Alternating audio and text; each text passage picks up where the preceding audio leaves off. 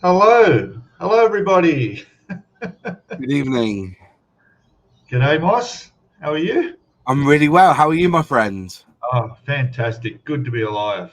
I bet Oh, it is. I bet it is good to be alive. oh, man. How is What's your everybody usual in the week? chat? We're getting a few people start coming in now. Um, well, we're streaming to both channels too, so it should be quite active. Yeah.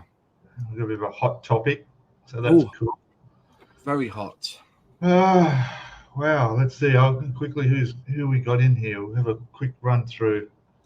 Um, where are we?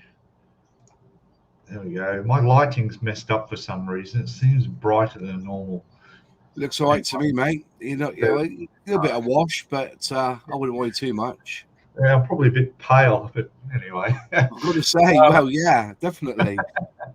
um, yeah, so Little History came in. Hello, mate. Welcome. You're up there early. Hobby Time's in there. Jeff Donahue's there. Gary. Hello, Gary. I'm not going to try and keep everybody's names on the screen. It'll be too hard. Mm. Paul Price is there. Hello again. I had a visit from Paul Price over at my place yesterday, along with Samantha. Mm. Good to see you guys. I gave away the last of all my modelling equipment that I won't be taking away with me. Um, Gary's there. Daniel Go for Painting. Craig's there. Hello, mate. James Boldly Go, as usual. Hello, Mm. mate. Gosh, going down. Wayne Welly is there. Boston Buds must be one of yours. G'day, mate. How are you? Yeah. I can see the difference there with the little emblem. The little Uh, emblem, yeah. Actuals model kit. G'day, buddy. Craig's there. I said hello. I think I've caught up already. Good. Mm. That'll do. Oh, wow. Yeah.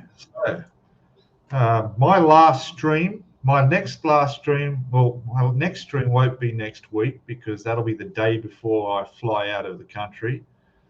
I will be doing another live stream from Thailand, but I don't know if it will be at my usual time because right now in Thailand it's 2 o'clock in the morning and I'm not that keen to be getting up at that time of the morning to do Yeah. this. Of course, I can't leave it too late to do, otherwise, all my friends in the UK will be asleep. It'll be too late. Mm. So it's going to make things a bit more difficult than they already are trying to work out the times. My live streams may change to a weekend, possibly a Saturday, where less people are working and more people are maybe, you know, up a bit later or whatever, and I can still get USA and UK on together and keep everybody happy. Oh, what else have I got to news? Oh, I'll give some brief news. So, for those who don't know, there may be some who do. I've mentioned it in other um, streams, and that is that I had a bit of an accident last week. So, straight after the live stream I did last Friday, as I was mentioning, it was a really nice day, and I was going to go to the beach, and I did. I went down to the beach and it was nice. Went for a quick swim, got the towel, laying down on the sand, laid out there, enjoying soaking up all that vitamin C, I think it is, or B, I don't know, sunlight. And for about an hour, and then got up. I was a bit sore in the back. Mm. Lower back was a bit sore. I thought, when you lie on the beach, I don't know if you do that in the UK, but we have sand here, and sometimes it can get uneven. And I think it was like sticking up in my back a little bit when I was lying there. So it was sore back. So I got on my motorbike, rode back home, started to get a little bit more sore. It's happened before, so I didn't worry too much about it. Then I couldn't. I'm getting a bit of a sore chest. I couldn't breathe too well. I thought this is no good, so I sat down and relaxed a bit, and then it was getting a little bit worse. And I thought, right, so I took a couple of Panadol. That would hurt. That would help because it was painful to breathe in. I thought, oh, I Mm. must have done something. So I anyway, it got to the point after a couple of hours where it was getting bad. I was only taking in about, I'd say about 30-40% of the oxygen I needed. And it was getting, I was starting to get worried, and it was not getting better, and the pain was getting worse. That was stopping me from inhaling. So I jumped on the motorbike, rode to the hospital, which I shouldn't have done really. I should have called an ambulance or got someone to take me. But by the time I got to the hospital, got to emergency, at that point I thought I was having a heart attack, chest pain, can't breathe. I guess that's what a heart attack is. Got to the window. I was struggling for air at that point. I was sweating. I was not good. And they took me straight in and then wired me up to the machine and doing all the tests and pumping the morphine into me and all the rest of it. And at that point, I was probably getting in about 15% of the air I needed in my body, in my inhaling. And I just couldn't. I couldn't breathe. And I was almost going unconscious. I had nurses everywhere, doctors everywhere, trying to figure out what it is. They got me through in to get a CAT X-ray after they did an ultrasound, and that revealed that it was a blood clot in my lung, pulmonary embolism they call it, and it had gone through my heart and then pumped straight into my lung. I don't know whether it was left or right, and stopped me breathing. So yeah, it was very, very serious for about an hour there. Once they knew what it was, because it took an hour for them to get the results of that scan. And in that time, I'm just struggling to breathe the whole time and panicking, because that's what happens. And then throwing up, and just, it was all going wrong. And the morphine was not working. And I knew that if the pain got any worse, I could breathe even less. So, and the nurse just constantly telling me, just relax, you're in the right place. If things escalate more, nothing to worry about. We've got procedures, you'll be fine, and all this. And I'm like, okay, so I'm relaxing. But so anyway, they gave me the treatment to help break down this clot and whatever else they had to do. And then I stayed there overnight. By about 1 o'clock in the morning, 2 in the morning, I could finally get some sleep. The pain had gone. And then I was okay the next day, and then I got sent home late the next morning. So scary stuff. It's very scary. But it's all good. It's all good. I'm still here. Nothing's going to stop me from moving to Thailand. Yes, that's not far off now, on the 17th. So yeah, you're still with us. Still, yeah. I've had about 6 visits to the hospital in the last 12 months. And the previous years before that, mate, I wouldn't even catch a cold. So yeah, I can guess so. That's the end of it, I hope. Definitely. Anyway, so what are we talking about today? Today, I thought I'd pump up a subject of the cost of modelling, and is it going up too much compared to the cost of living, and is it becoming something that people are going off and heading to other styles of model building, going the Gundam way or RC stuff, where you can just buy the thing pretty much built and use it instead of sitting on the shelf? Or what about aftermarket products and stuff like that? Are they all getting a bit expensive, where you could pay 2 or 3 times what you paid for your model in aftermarket stuff, you know? I don't know, like, I don't have all the years experience of modeling to make a comparison, but you know, someone like you, Moss, who's been doing a lot longer, do you think it's getting too much, getting too expensive? I think well, the whole scale modeling route is a different landscape to what it was 10, 15 years ago to what it is now. You know, if you talk to those who've been doing the hobby for 15 to 20 years, the most expensive thing is the paint. You know, the what was a pot of paint? £1.50, and now you're looking at £3 or £4.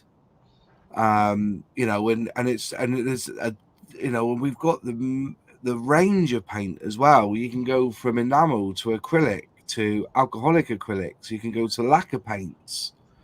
It's you know, and also there's a real need that what you buy the kit for doesn't necessarily mean that's what you've paid for it, because many of us will buy aftermarket parts, different decals, resin, photo etch, and you know, when and actually a part, because of the where we are now, we're used to not going down the local shop to buy a model kit. We get it shipped to us, and the average price of getting that kit to us is about, well, £4.50, or would that be $6 in Australian dollars? Like, you know, yeah, it's you know, we you can buy cheap airbrushes for about 20-30, or like me, you can spend £200 on your airbrush. You can pay for a compressor without a tank for about £60.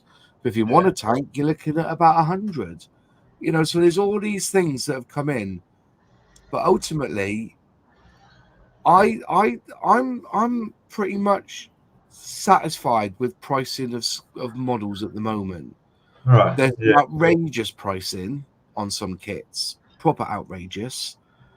But at the end of the day, I model to my budget anyway. If I think, oh, I've got a spare 25 quid, I might buy this. And the problem you got is that you end up with a stash that's probably worth 5 times more than all the equipment and paint you've got in the house to build the things, you know, because you're never going to get around to building them all. That's the problem you have. You know, my stash was nearly up to 400, 450, but I've been managed to sell quite a lot of them off. You know, we're in a different time. Brexit's happened. Pricing's going up throughout the models, but also you got to look at the outside factor. You know, minimum wage is going up. Diesel's going up, which is, you know, it's not as much as it was during, you know, before COVID at £1.99 a litre, down about the 150 litre mark here.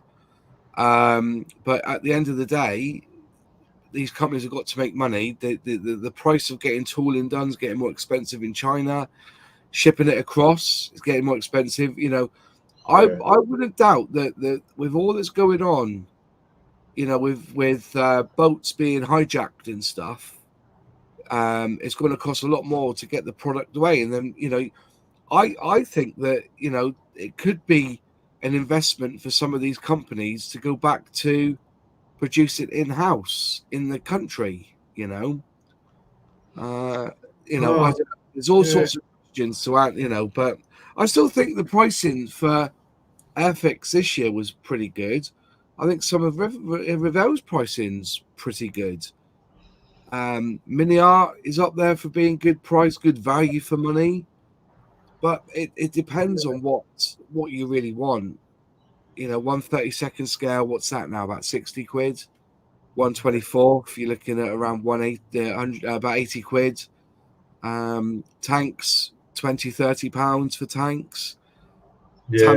Tamiya's going up. We've seen it. Tamiya's definitely going up. But I don't think every hobby has an expense, whether you do fishing, whether you do gardening, whether your hobby is rock climbing. You know, I think everyone's seeing a price increase in their equipment, but you cut your cloth accordingly at the end of the day, I think. Yeah. I guess it can be expensive if you make it expensive too. And a lot of it up to your own skill level too. Not everybody's going to go buy all the aftermarket for the tank they've just bought to build. You know, not everyone's going to go and spend all that extra money on all the photo etch and extra resin and stuff like that. I think that's a niche market. You know, I saw Nigel do a review on, I think it's called Ennies, the products, where they do all the housing, all the little piping and stuff. They're good for Formula One cars and cockpit stuff, all that little detail.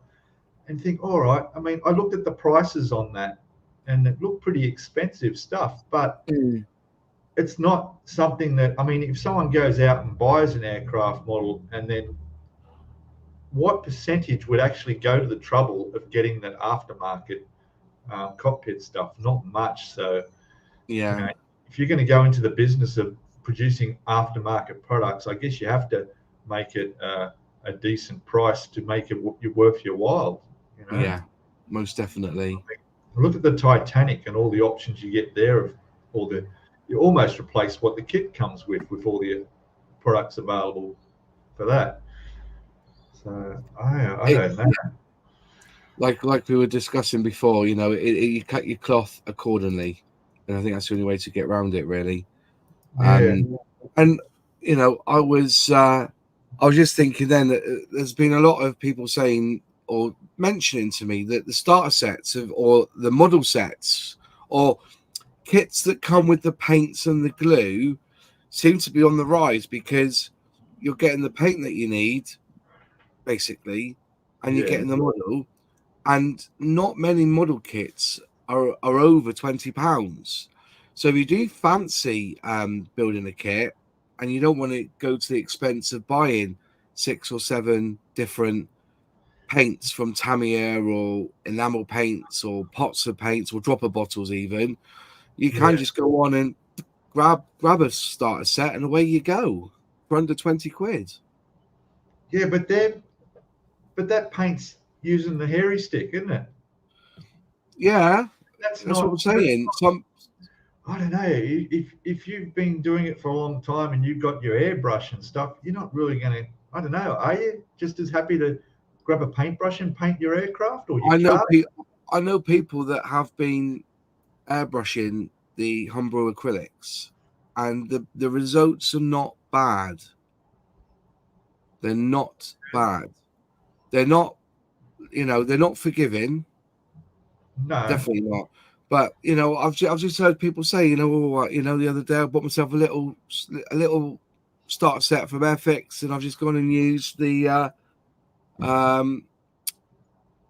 you know, the paint that comes in it. So, as I said, I think the if you've been in the game a long time, you basically come to a point where you have everything that you need, and then you end up buying models. That's the, you know, once you get your first, I think the most expensive bit will be getting your compressor and the airbrush. Yeah, that will be the, you know, and also a booth as well, a spraying booth that has an extraction to it. So for £500 or £600, that's going to be the most expensive part of the hobby, unless you want to go down the route of buying really expensive sprue cutters. Now, I do like God Hand. I do like a decent sprue cutter, but you can use a cheap ass sprue cutter. You just got to then use, you know, a sanding stick just to finish it off. You know, so that's the difference, really. You know, snip and really having to whack in it. I literally use toenail clippers. Literally, I know people who do, and I've only been doing this for 3 years, so. You know, and the other thing too is when you start out, you see someone build a model and you go, wow, I want to build that. Well, first of all, if you want to airbrush, that's a big investment, airbrush and compressor and spray booth, for something that you might decide, oh, this isn't for me, or that, you know, not so keen on this. You got to make that investment if you want to. If you want to get into the hobby, I think it's probably always has been hard for younger new people to get into when they don't have the gear that they need to build that stuff, you know. Yeah. But then again, you've got all these click together snap kits and stuff like that where parts are already painted up. You really don't need to do anything, you know. You just clip them all together and build it all together. It's like a Lego in plastic, you know. Styrene. Yeah. So this is where Lego comes in as a big popular thing, and that's becoming huge because you don't need anything to build the kit, although you do get what you get out of it. But then again, the price of Lego can be astronomical. You know, look at the Death Star, look at the destroyers, look at, you know, it's, you know, that Concorde was 200 nicker, wasn't it? You know what I mean? But it was a good kit, you know. But you know, if I always say to people, just learn your craft. Yeah. The only thing I think they need to do is get rid of that poly cement in those starter sets. give them a decent brushing and a Oh, little yeah. vibe. Yeah. But other than that, everyone's it's not modeling isn't expensive for me now, except for if I need to buy a kit. I've got everything I need. I will tell a lie. I've spent more on the masking sets on some of these kits than I have on the actual kit itself. Right. Yeah. But yeah, it's the hairy stick isn't something to be shied away from. No. And sometimes it's good to go back to it. I've done a few kits with just me brush, with the brush that comes in the pack. And like I said, the brush you get in the home, those Humbrol brushes are a good all-rounder. They're a good general purpose hairy stick, to be fair. So, yeah. But yeah, the pricing of modeling, the price of models will go up. And as I was saying, people were saying that, Airfix are getting a bit more expensive, but some of the decal sheets are just as expensive as the plastic that's inside the box. Yeah. So you're not just paying for the kit, you're paying for a decent set of decals as well. That 99.1% of the time won't fail you. I've only ever had one decal sheet that's failed on me from Cartograph, and that was in that Ford GT. And I bought another kit just to get the decals, and they disintegrated as well. So, but look at the comments. So a lot of people are saying exactly the same.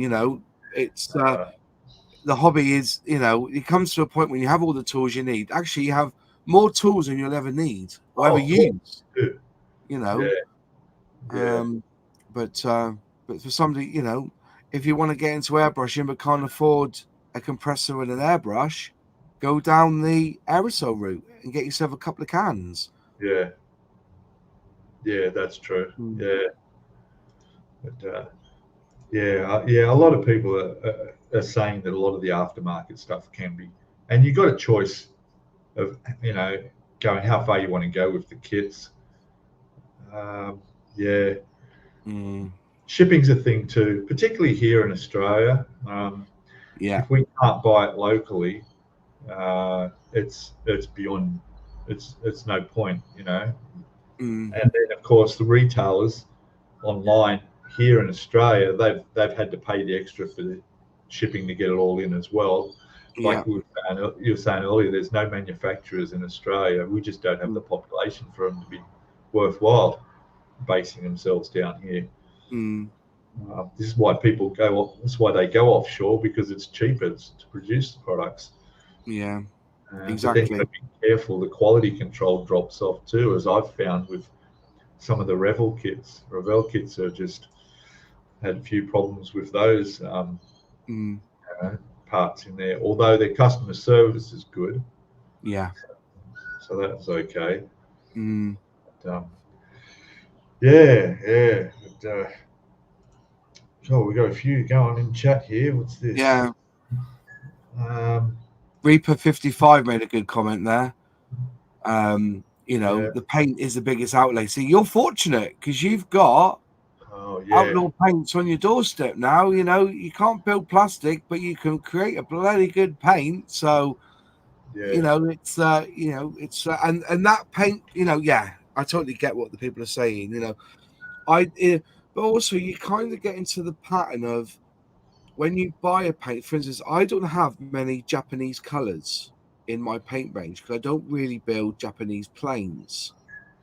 But I've got a lot of grays, a lot of blues, a lot of blacks. I've got a fair few yellows, a numerous amount of greens, cockpit green, olive drab. You can go through the whole range of greens that I've got. Because that's where the money's at. You get into that mindset, and you tend to buy kits that that you have got the paint to do it. And also a pot of paint will last you 3 or 4 models if you look after it. That's a good shout by James Carnahan there. I think that at entry level it's quite easy, economical to start. is when you want to get accurate with photo references for specific airframes, that it starts to become expensive aftermarket, and that's quite true. But I don't care for all that. I basically build out of the box, and I understand that competitions, people will do, everything and anything to win that prize.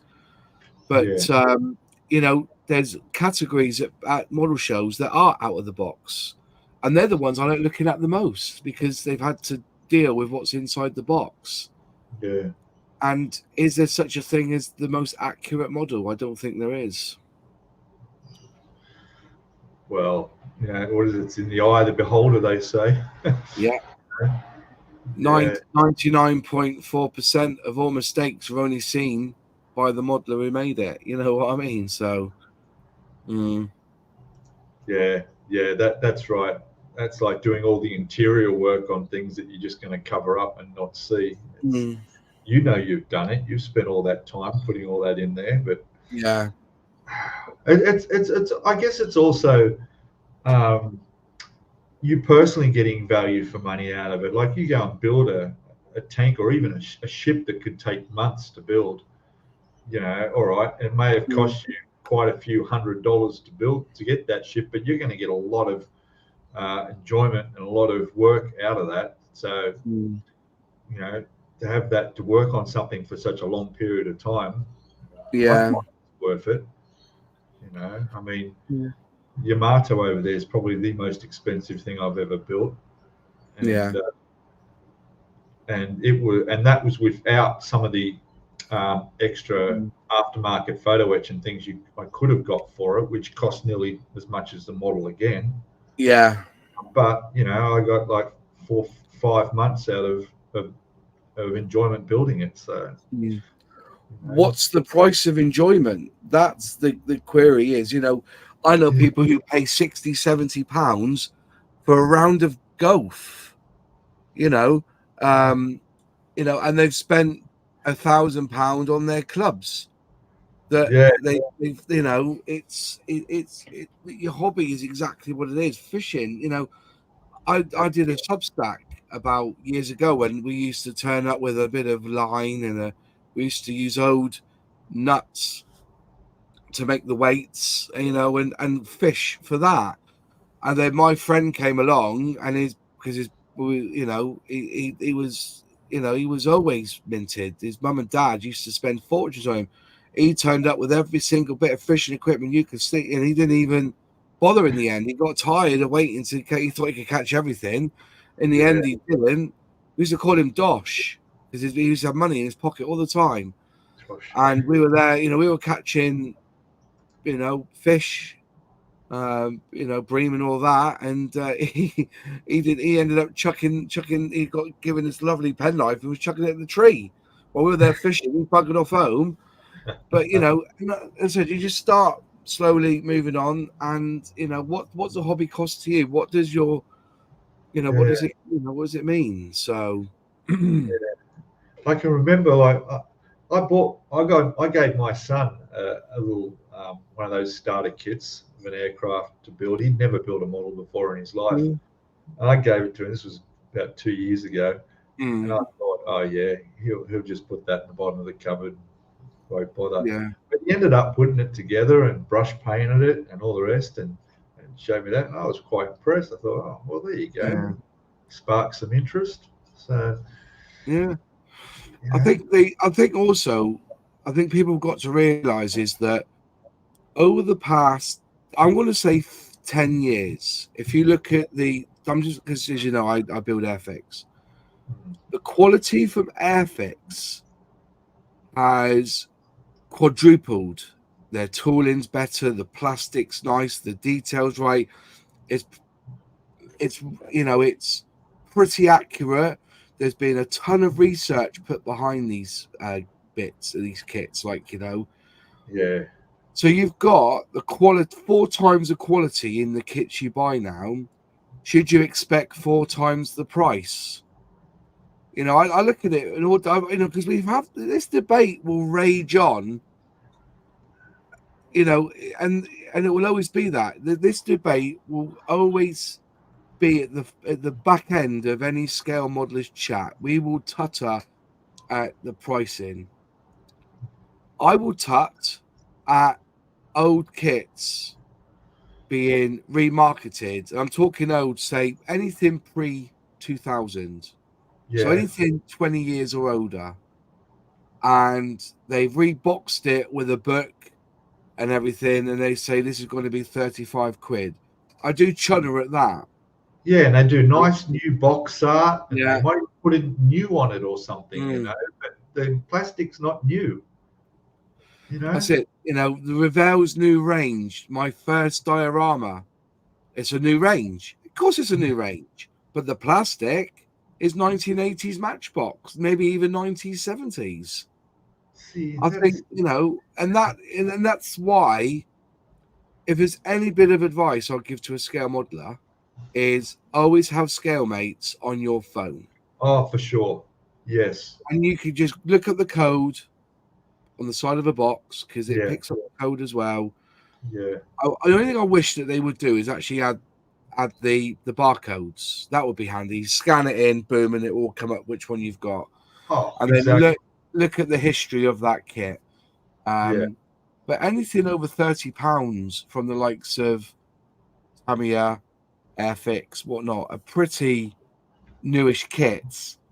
You know, and also is what's in the kit as well. If there's photo etch in the kit, you're looking at an extra tenner because it's going to cost them a tenner to put it in the box.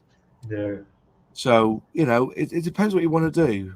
And I think you need to research as well. Like you bring up there's the website there, ScaleMates. You know, more people need to know about that because when you walk into a hobby shop, you know, and you've got kids and you want to get them in to buy a model or just yourself, you really need to know what's in that box. A lot of the cases, you know, you may not be able to open the box and have a look at the plastic and see the condition of it and all that. Particularly if you're shopping online, well, you're not going to see much at all. And you can be quite disappointed when you go and buy something and then you look at it and go, oh, it looks beautiful on the cover and it's got new printed across it and it looks great. And then you realize the only thing new in there is the decals, you know. It's like, yeah. But, yeah. Trust ScaleMates. ScaleMates isn't always accurate, but it's pretty much there. Yeah. You know, see, Black Rifle Model Works just put a good point up there as well. Again, I can see it for me and the missus to go to the cinema and have a bite to eat will cost us around £70. If I spent even half of that on a kit, I definitely get more hours of enjoyment for sure. Yeah. Yeah. But it's like, as I said, you just got to look at, you know, people will moan about the price of hobbies, you know, the price of scale modeling, the same way as fishermen will moan about the price of bait going up, or you go to cinema and your popcorn's going up an extra couple of quid, you know. But they just said it's not necessarily that the product's getting expensive, like the plastic. The expense are people who are designing the kits, you know. Airfix have invested much into their social media and their marketing departments. Yeah. You know, they've got 5 designers on the books now. Was it 6? I know 1 left, I think. And you know, if you're a record player, you know, a man who likes music, there's certain songs that you will buy, and they come in like a platinum disc box. So you buy it because it's on a platinum disc or something. You know, it's every hobby's the same, and the debate will rage. And people will tut at the price of Airfix. People will tut at the price of Revell. But at the end of the day, if you think it's too expensive, don't buy it. If you think it's a good deal, then you buy it. And if you do buy it, that means those people who work at Airfix or work at Revell or work at Tamiya get to go in the next day and create and build and tool and design, you know, another model that we can buy. That's it. Yeah, that's right. Yeah. I'm just looking at some of the comments here. He's Yeah.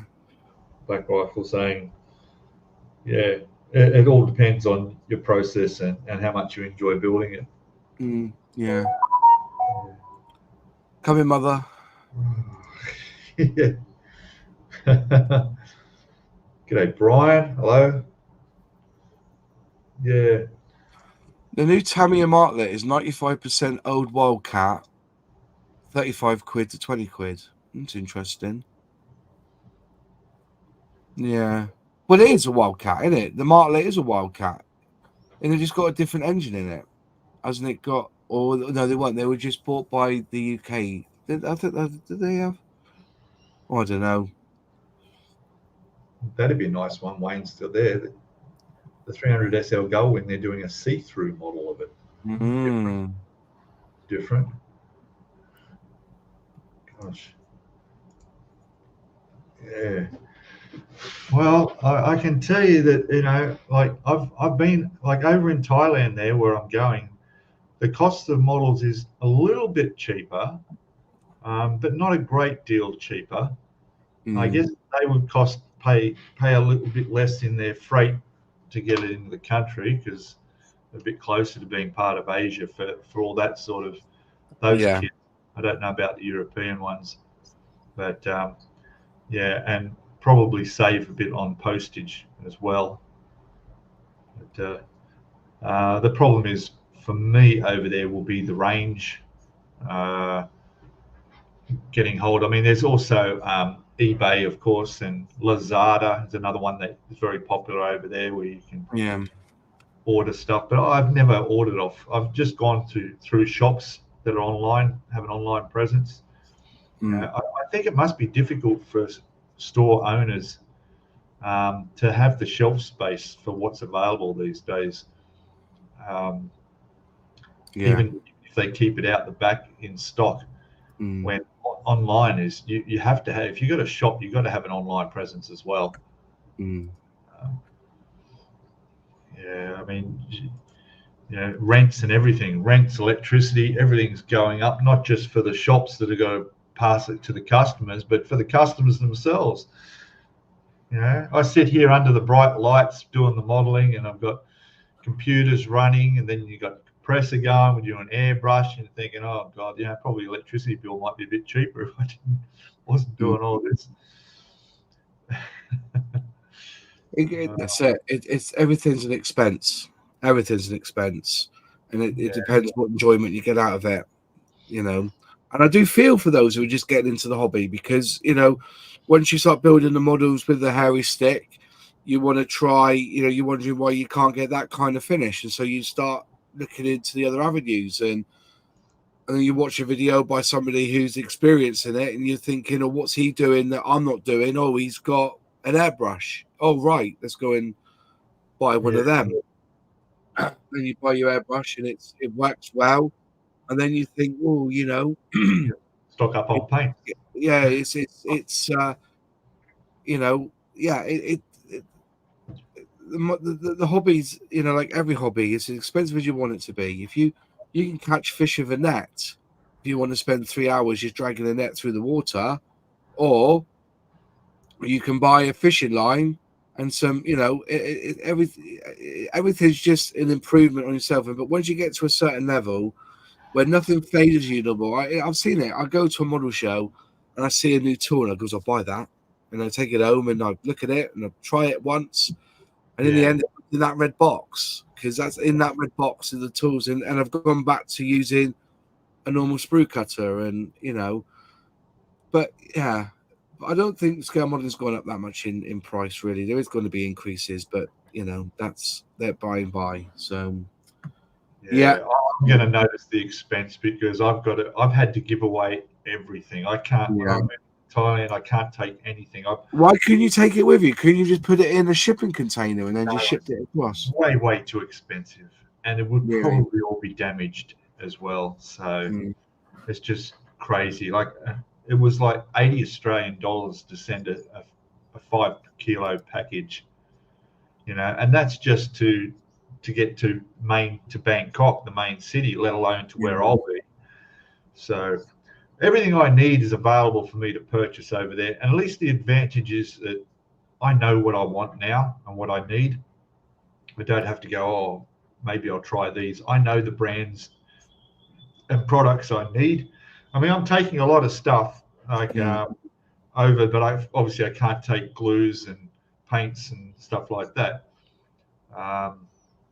But everything else will be is easily accessible over there, and I think it's going to be quite a popular thing as well. You know, I might mention too that I've just got a nice, fantastic new going away present that should improve my videos in future.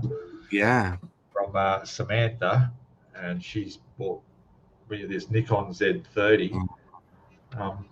Charging it up now, the second battery in it, and I'm looking forward to producing some better quality videos and using a bloody webcam that I've used in the past. So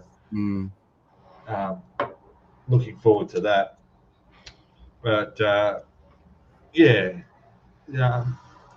it's like you say, as you go into the hobby, you start upgrading on stuff. All right, that's for obviously YouTube stuff and things, but same goes with your brands of products and your sprue cutters and your different sanding sticks, and you go into the glass files and get those. And but things like glues and that, they last a long time. They're not really a big investment. Your CA glues and stuff like that can last months and months, so it's not a big investment. James is saying that what you need to do is to do an aircraft. Yes. Yeah. I have not built an aircraft yet, and I actually taking 2 Spitfires with me. So yeah, the Edard Spitfire, I'm taking them. Yeah. Along with a Formula One car. Yeah, actually the Formula One Brabham car, I actually bought that and bought it back here from Thailand, and now I'm taking it back with me because I want to build it. So, but I think we'll see how it goes with the cost of things over there, and how much that will cost me. It's same with the Icky Sticky products that I've been using here. It covers the whole range of everything I need, and it's all good stuff, and it's great to use. But over there, I'm taking what I can of it. But if I can put in an order once every month or two of bulk, and I mean they do ship around the world, so it's not a problem. It'd be worthwhile getting used to a product you're used to using. Yeah. I would. I'd like to get hold of that Icky Sticky. I must speak to Jason about that. Yeah. Great stuff. Yeah. I've been told to have a look at it and see how I get on with it. What else we got crazy there? He's working. How are you, mate? Wayne Saunders is there. Very good. Cheer up. Yeah, I'm just really tired today. I've been on the go right from this morning, just at it, and then I've got gigs tomorrow night and on Saturday night to do. I'm just and actually it's quite nice to come and have a chat with Pigs. I've not really caught with him for a while, and see how how it's all going, and because we're going to be missing you, because I suppose you'll be off the air for a month or so until you get yourself sorted. Yeah, I've actually because I've done as much. Well, the London bus build is my current build that's going each week, and I have enough videos for the next few weeks. Oh, good. In backlog scheduled to be released. I've also made a few other videos. One's about buying a kit, just things you should know when you're thinking of purchasing a kit, researching what you're going to get and all that. And there was another tips video. So I've got a build up of videos to see me out till about, I'd say, the second week in March. So about the second week in March will be when I'll be settled over there. I'll be living in my new place, and I'll have hopefully have a new compressor and things I need to get hold of, and be starting on a fresh kit, which will maybe be either the Formula One car there or the Spitfire. We'll see. Yeah, because it's a big thing moving to another country, and yeah, like I say, it's this week in particular, and especially when your health's not been on your side lately and causing problems, but yeah, it should be fine. So next Saturday week, I fly out, and then I have a week of in a hotel where I'll in the city in Chiang Mai where I'll be living, and then I'll be able to find a more long-term rental for the next 12 months, and then settle in there and go through all the visa stuff as well. I'm actually getting a retirement visa over there. Once you turn 50, you can apply for a retirement visa, which lets you stay in the country as long as you like. And yeah, and just the overall cost of living. You know, I got sick of the struggle here in Australia, and how hard the struggle has gotten much worse and faster. So, you know, the cost of the bills going up. So many people living week to week, paycheck to paycheck. I can't do that. I need to have a savings. I need to have that confidence, something to fall back on. But here, the electricity bills literally doubled in the last 2 years.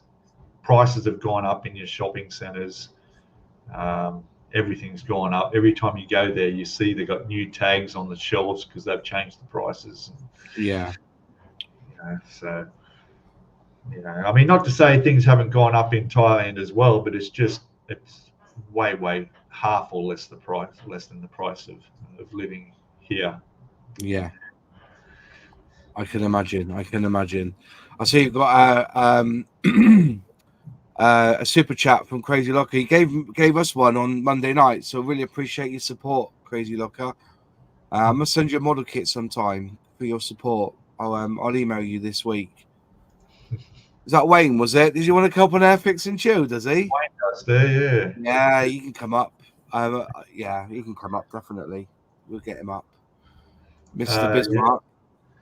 What's this, James? Will I be working in Chiang Mai or in retirement? No, I quit work. My last day of work was on the New Year's Eve this year. Yeah. New Year's Day was my last official day. That's it. I finished. I've been planning this for the last 10 years. 10 years ago, I knew I was going to move over there. And I've been seriously doing this for the last 5 years in particular, really just saving up for it. And to the point where I was actually planning of retiring in August this year and moving over, but work just suddenly got really a pain in the ass and bad, so I resigned early and just brought all the plans forward. I won't be working over there. I'm going to focus on what I enjoy doing now, which is my hobby. And that is not only building models, but I want to be able to spend the time and try to enjoy more the actual production of it. Yeah. The editing and trying to do more of that as well. And I'm also thinking of starting a second YouTube channel as well, which is totally unrelated. It's just about the whole process of moving and retiring in Thailand. So yeah, what it involves, what I've going through, and what I will be going through. So yeah. And my parrots have just arrived on the balcony here for their morning breakfast of cookies. The sun's what are we going to do with them? Where are they going with you or not? No, they're going to have to stay here, and the new tenants will have to feed them. Oh dear. Well, I'll make sure that anyone coming to view the place will come when they're not there. I'm starting to have a couple of huge cockatoos showing up now. And they land on the balcony every day now for their cookies as well. That's right, because I'm going to say you'll end up being the Birdman of Thailand at this rate. Yeah. You get there. Attracting all the wildlife. Get all the vultures come in. Yeah, so I'm really looking like here. It's been another thing with when it comes to modeling as well. It's been difficult because in the back of my mind, I know that every model I build, I can't keep for myself, and it's a different mindset when you're building models, knowing that you're going to have to give this away or do something. You can't keep it. So whereas in Thailand, when I'm over there and I'm settled, I know that not only can I keep them if I want, but there's a huge number of coffee shops over there. They're everywhere, and they're like 7-Elevens, but coffee shops where I can just walk up and say, "Hey, look, there's a spare shelf up there. Do you want to throw one of those models up there and put it up there, display, and just give it away like that?" Definitely. Definitely. Yeah. So what's happening here? What's your day job, Craig's asking? Oh yeah. I sell online. I'm an antiques and vintage dealer online. So, and I do discos as well weekends. But yeah, that's my main job. Well, I'm semi-retired really. I just play at it now. I deal in like, stuff that's pre-1950s retro, all the way back to 18th century, 17th century products and items and candlesticks and wear and tear and stuff like that. So, gosh, I used to be a DJ for a little while. Everyone was a DJ, but I got into it big time. I suppose they were. I worked for a company called Moby Disc, where you had all your. It's nothing like today, I'm sure. You had to find all the music and shit. But oh man, my first gig was a wedding, a big high class wedding in the Queen Victoria building in Sydney. Oh my god! And to make things worse, their MC didn't show up, and they come and asked me to MC the wedding. Wow! And I was as nervous as hell. I managed to ring the guy who trained me up to do this, and he managed to come in and cover for me as the MC while I handled the music. Oh, or I worked on a river boat, where it had 3 levels, and there would be 3 different parties. There'd be the bowling club, there'd be a 21st, and then there'd be some other darts club, all different age groups, and you had music to the whole lot. You had to keep everybody happy. Yeah. What a struggle. Yeah. Craig Jones has put a comment. Any Only Fools and Horses moments with navigational timepieces? Well, the closest I've got was when I was first looking for a product. I went to a car boot. There was a woman there, and she had these 2 packs of playing cards with elastic band around them. And I picked up the first one, and they're about this sort of size. Okay, they were made by the United States Playing Card Company, but they were manufactured by another company. And I looked at that and I was thinking, well, United States Playing Card Company haven't, they've been making their own cards for years. They used to, outsource. Anyway, so I paid £2.50 for them and took them home with me. And one set was just garbage, so I threw them away. And the other set, well, a bit moldy, were old. The jokers were missing, but they're in their case. I got pictures of it and everything. And so I put a picture of it on a card collectors forum on Facebook. Said, anybody know what they are? And somebody came back and said, yeah, these are the green handlebar deck from 1910 to 1914. They were only actually produced in America for the UK market. And then within minutes, I was getting messages. How much you want to sell them for? Blah, blah. 50 quid, £100, £200, £500. In the end, a respectable dealer bought them off me for £1,500. Wow. And so it wasn't quite 1.6 million, but allegedly that design of card would have been seen or used on the Titanic, allegedly. So there was a lot of value to them. Now, in hindsight, what I should have done was sold them card by card because people would have wanted a card to go with their card collection. And so that's what I think the dealer did. He bought them off me and then sold them for like £200 a card, sort of thing. And there's 52 in the pack, isn't there?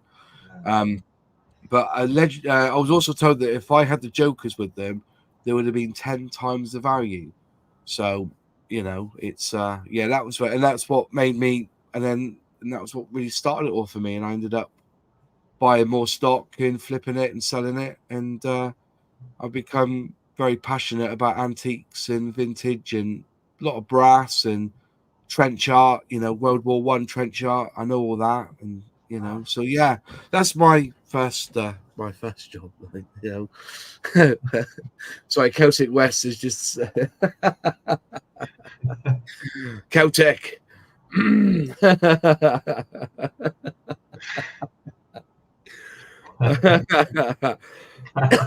But yeah, anyways, yeah, so that's me. Actually, so did mine. Actually, it was my second one.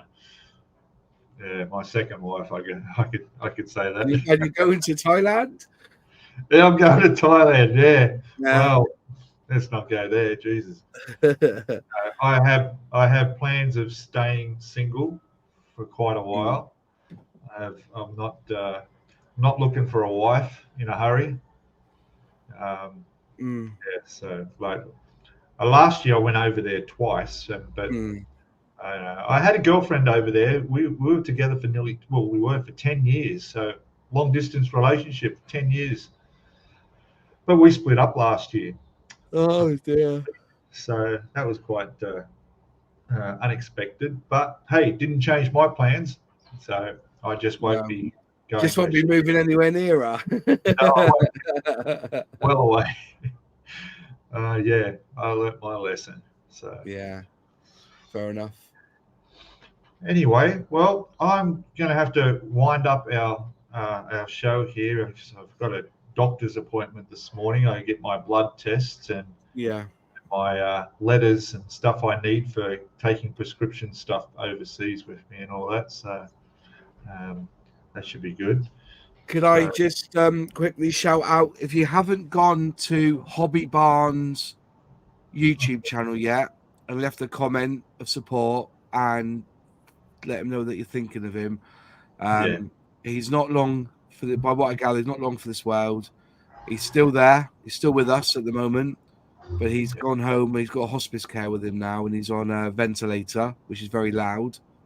But can you go over there and give him some love, please? That'll be good. Yeah. I thank you for having me on tonight, Peter. It's interesting, really good.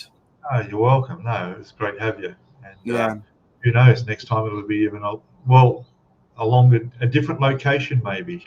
Well, I will be in a different location, but we'll certainly keep things going. But, mate, I'm happy to get up at 2 a.m. and do a show with you. Definitely. You are? Well, actually, it would be what time? What time is it where you are now? It's 8 o'clock at night where I am. Oh, okay, yeah. So for me to be, so it'd be 4 hours earlier than that. It'd be all right for you. You'd be right.